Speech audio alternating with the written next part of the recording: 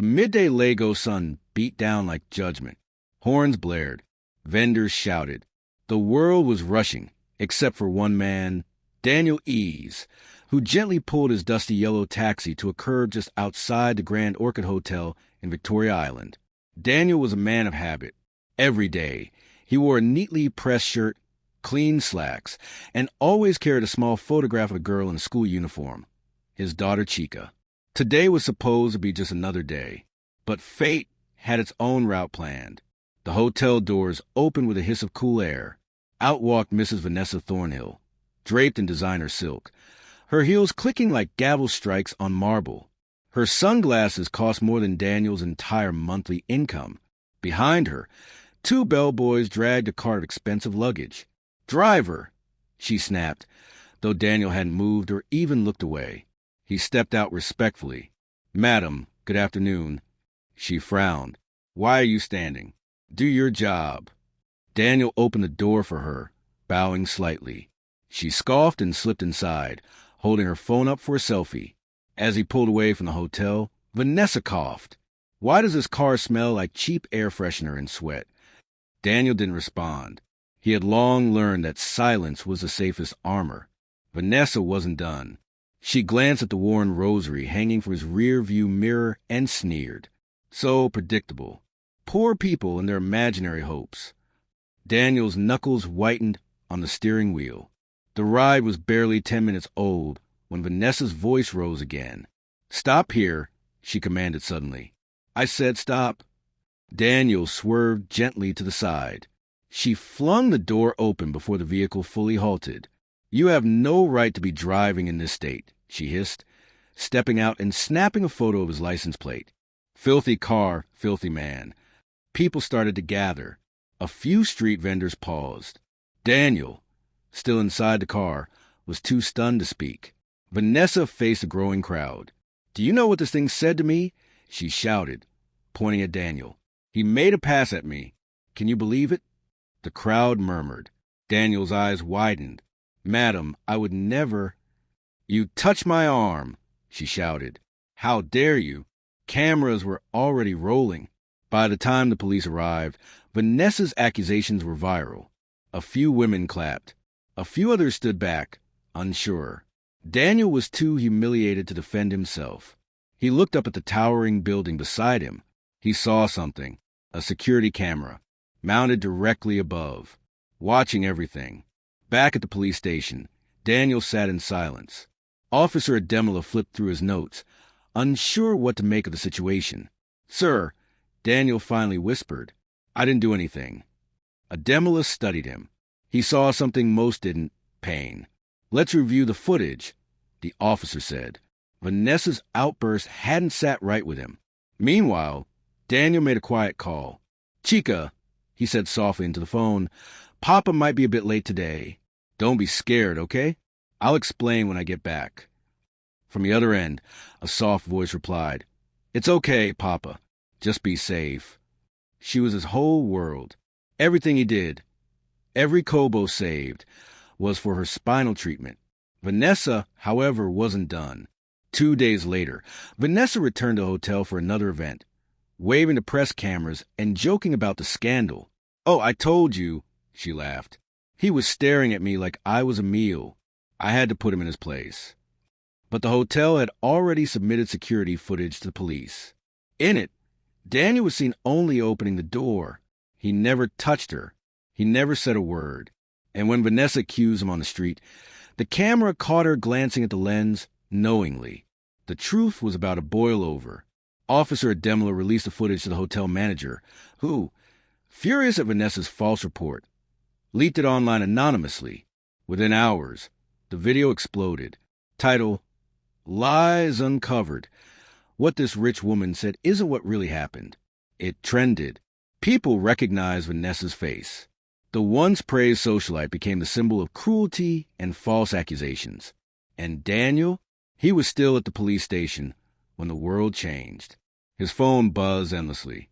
Strangers began calling him hero, gentle soul, victim of injustice. And one voice message came through from someone unexpected. "Hello, my name is Amina Yusuf from Channel 7 News.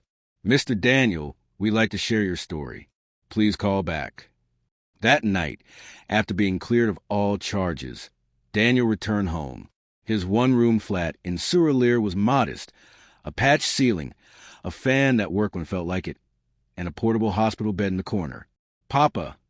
Chica called from the bed, a wide smile lighting her face. She was 14 but looked younger, frail, yet vibrant in spirit. Her legs lay still beneath a thin blanket. Daniel hugged her tightly. How was your day, baby? Boring. Except, our neighbor said you were on the internet. They said people are angry at some rich lady. Daniel's face fell. I'm sorry you had to hear that. You didn't do anything wrong, right? He knelt beside her. I'd never hurt anyone, especially not a woman. You know that. She nodded slowly, then let them talk. Truth always floats. Vanessa Thornhill sat in her marble kitchen, furiously scrolling her tablet. News articles, Twitter threads, TikTok stitches, all roasting her. Shame on Vanessa. She weaponized her wealth. We believe Daniel. She hurled the tablet across the room, shattering it. Idiots. He was staring at me like a creep. But deep inside, Vanessa was panicking. Her sponsors were calling. Her brand deals were freezing. Her publicist was no longer picking up. She opened her social media. Comments flooded in. We saw the camera footage. Vanessa, apologize or step down from your charity board. You almost ruined a man's life. She slammed her wine glass down. I'll fix this, she hissed. I always do. The next morning, Daniel nervously entered the Channel 7 news studio. He had never seen such lights, cameras, or microphones. Reporter Amina Yusuf smiled kindly. We just want you to tell your truth. Daniel cleared his throat. I didn't want attention. I was just doing my job. And when she accused you, I was afraid. Not for me, for my daughter. The studio fell silent. He pulled out a worn photo of Chica. She's my reason. She's in a wheelchair. Doctor said we had a chance at surgery abroad if we raise enough. I've been working double shift for years. Amina's eyes welled up. Can we speak to Chica? He smiled gently. She liked that. By nightfall, Daniel's interview went viral again, but this time with heart. Clips of him saying, she's my reason, flooded social media. A GoFundMe set up by Channel 7 crossed 6 million Nigerian nairas in 2 days. Suddenly, the world saw not just a victim, but a father, a provider, a man of quiet dignity. And Vanessa? Her sponsors officially dropped her. Even her charity foundation released a statement. We do not condone actions that bring harm or shame to the vulnerable. Mrs. Thornhill is no longer affiliated with us. Her world, once stable and luxurious, was crumbling brick by brick. Students at Chica's school started a petition. Justice for Mr. Daniel. Get Chica her surgery. Over 200,000 signatures in 48 hours. One tweet read, this man didn't ask to go viral. He asked to do his job with dignity. Let's give him and his daughter a new beginning. Daniel was overwhelmed. He had never felt so seen or so terrified. I don't deserve all this, he whispered to Amina during a follow-up shoot. Yes, you do, she replied. Firmly, because for every man like you, there's someone trying to tear them down just to feel powerful. Back at the station, Officer Ademola reviewed new evidence. A whistleblower had come forward anonymously. Apparently, Vanessa had a pattern. She'd falsely accused drivers, waiters, and even a security guard in the past. But this time, the tipster wrote, you caught her red-handed. She's used her money to bury everything. Until now. Ademola felt his pulse race. He dug deeper and found sealed settlements, non-disclosure agreements, even a lawsuit settled quietly last year. He made a decision. This couldn't stay buried. He compiled a full report and handed it to a journalist. 2 days later, while Daniel was helping Chica with homework, there was a knock. A man in a suit stood at the door. Mr. Daniel Ease? Yes. I'm Dr. Fred Uma from Mercy Wings Foundation. We run a medical program in the UK. We saw your story, and we like to offer Chica a full scholarship, flight, accommodation, surgery, and recovery. Daniel blinked. Sir, are you serious? The man smiled.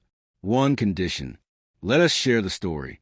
Let the world see what humility looks like. Daniel broke down in tears. Back at the hotel, management released extended footage from another angle. In the newly uncovered clip, Vanessa is clearly seen rehearsing what to say before Daniel even arrives. She practices her fake scream. She checks her makeup. The lie had been premeditated. This was an impulse. It was cruelty planned. The footage now aired alongside Daniel's interview in a special titled, "The Frame Job: How a Rich Woman Tried to Destroy a Taxi Driver and Failed." Public rage ignited. People demanded charges. Vanessa hired the best lawyers. She claimed mental distress. But no one bought it anymore. During a press confrontation outside court, a child threw a single paper flower at her. Vanessa sneered, but then noticed something on the petals. It was a printed quote from Daniel's interview. "Never think you are better than someone just because they serve you." She froze. For the first time, her face cracked, not with rage, but something she hadn't felt in years. Shame. Weeks later, Daniel and Chica boarded their first ever international flight. Reporters were respectful this time. Chica waved them shyly. Her chair would soon be gone, the doctor said. With proper surgery and rehab, she could walk again. Before boarding, Amina handed Daniel a small gift, a frame.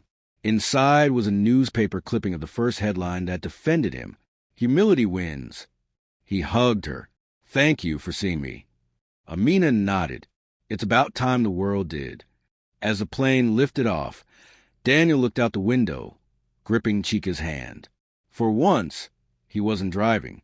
He was finally being carried by truth. The plane had taken off, but Daniel's mind drifted backward. 10 years ago, he had worn a white coat.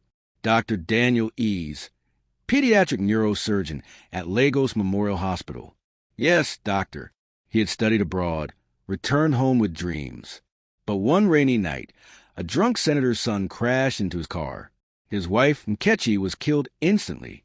Their 3-year-old daughter, Chica, survived, paralyzed from the waist down. The driver never faced jail.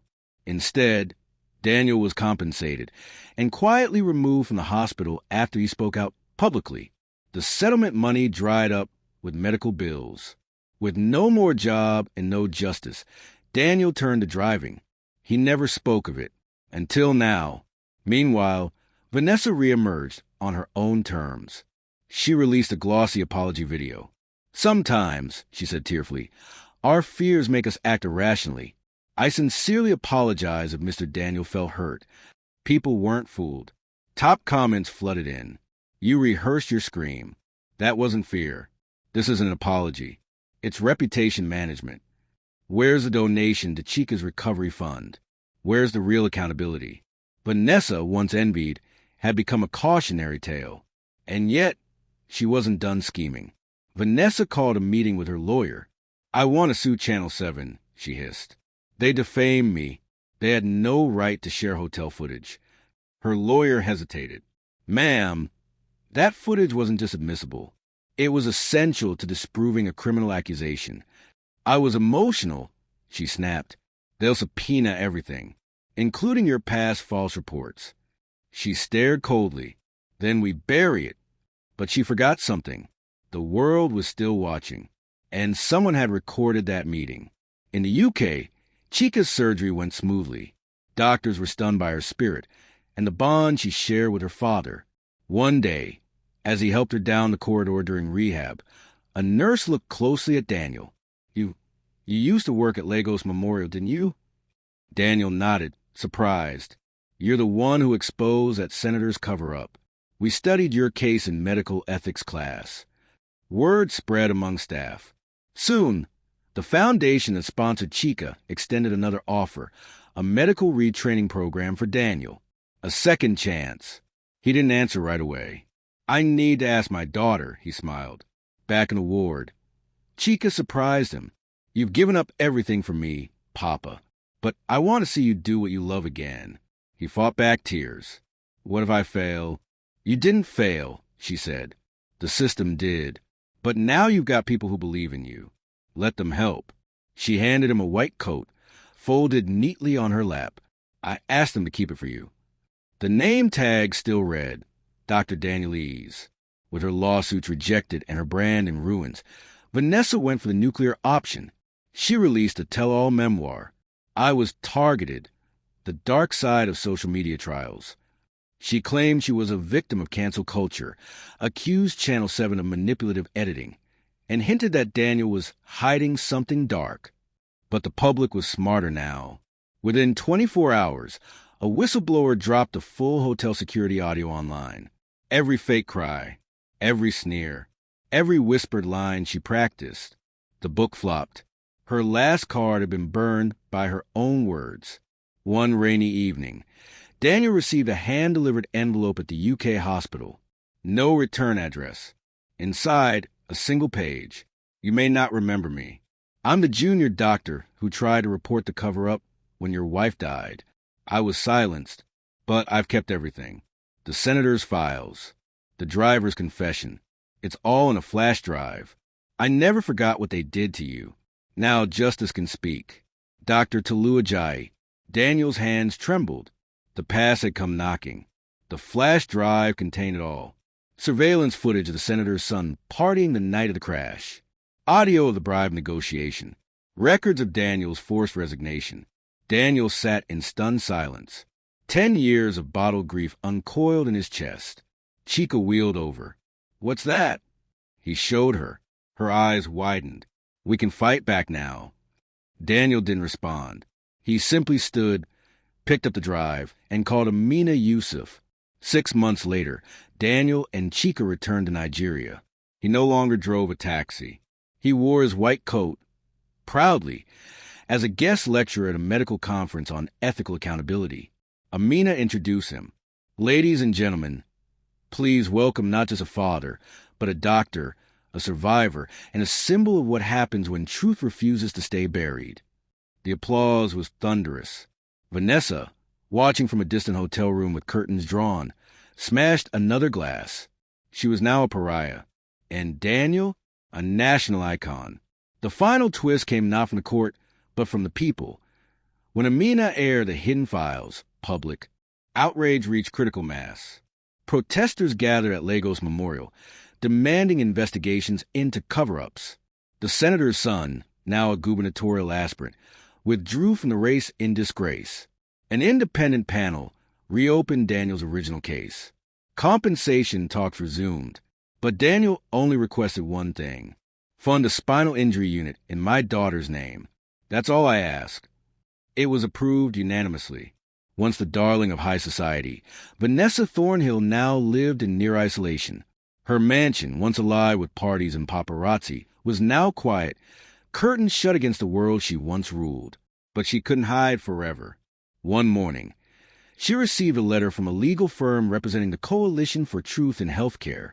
She had been named in an ongoing investigation into suppressing medical malpractice reports, including Daniel's. Inside the envelope was a single devastating sentence: "You are no longer untouchable." Desperate, Vanessa scheduled a private meeting with Channel 7. She sat across from Amina Yusuf in a dimly lit boardroom. "Give me a second chance," Vanessa begged. "Let me clear the air. A real apology. One that helps me, too." Amina raised an eyebrow. "You mean one that helps you only?"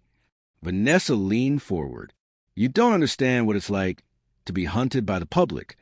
"No," Amina said coldly, "but Daniel does. And unlike you, he was innocent." She stood. "You had your spotlight. Now it's his." A month later, a national documentary premiered on primetime TV. Title: The Man Behind the Wheel. It followed Daniel's journey from doctor to driver to national inspiration. Chica appeared, now walking with crutches but smiling brightly. The final scene was quiet, powerful. Daniel standing in front of the new Chica Ease Spinal Rehabilitation Center, greeting the first patients. Tears flowed across the nation. He never once mentioned Vanessa. He didn't need to. At the opening ceremony of the rehabilitation center, the public gathered. Journalists, patients, doctors, and politicians attended. Unknown to anyone, Vanessa slipped in, wearing sunglasses and a scarf. She sat in the back row, hidden, ashamed. On stage, Daniel gave a simple speech. To everyone who's ever been silenced, stepped on, or ignored, your worth is not defined by your job, your income, or the lies told about you. Dignity doesn't come from wealth. It comes from character. Vanessa lowered her head. A child behind her whispered, "Isn't it the lady who lied?" She left before the ceremony ended. Weeks later, Vanessa received a court summons. She was to appear before a commission investigating abuses of wealth and false legal claims. Footage of her previous lies, sealed settlements, and coercion of hotel staff were all part of the evidence. She was fined heavily, barred from holding any executive role in any charity or business, and sentenced to community service. Her punishment? She was assigned to work, ironically, as a transport assistant for a Lagos-based senior mobility program. Every day, she helped people into and out of taxis, the exact life she once shamed. One afternoon, as she opened the door of a cab for an elderly woman, a familiar figure walked past. Daniel. He was now consulting for healthcare policy reforms in Abuja and had returned for a brief family visit. Their eyes met. Vanessa looked down immediately, shame flooding her body. But Daniel simply nodded, not out of forgiveness, not out of contempt, just acknowledgement that she was human and broken and learning too late. She opened the taxi door in silence. Back at home, Vanessa sat at her dining table and wrote, "Dear Mr. Daniel Ease, I cannot undo the damage I caused, nor erase the lives I trampled on my climb to power. I used your silence against you. I used my influence to harm you. And yet you walked with dignity while I drown in mine. If there's any lesson left in my story, it's that truth, when patient, becomes power. And those we think are small are sometimes the ones watching us fall. I don't ask for forgiveness. I ask only that you continue to rise, so the world can remember what grace looks like when it's tested." Vanessa Thornhill. She folded it and never mailed it. Chica was walking unaided now, each step slow but hers. One afternoon, she joined her father in the center's new garden. Children laughed in the background. The sky was soft with dusk. "Papa," she said, "do you ever miss being a doctor?" He thought for a while. "I think I never stopped being one. I just had to wear different uniforms." She smiled. "You think people can really change?" "Yes," he said, glancing at the setting sun. "But only when they lose everything and realize what really matters." The story ended where it began. A taxi. This time, a young boy helped an old man into back seat, holding the door like Daniel once did. Another wealthy woman walked by and muttered, "These drivers are all the same." The boy smiled but didn't respond. Unbeknownst to her, a CCTV camera caught her sneer, but the boy turned to help someone else. Because sometimes justice doesn't come from rage, but from rising. And sometimes the camera doesn't just catch shame, it catches dignity when the world refuses to look. Theme conclusion and life lesson. Never judge someone based on where they serve you. Respect is a currency that defines true wealth. Power can lie, but the truth, it records, it waits, and one day it plays back, frame by frame.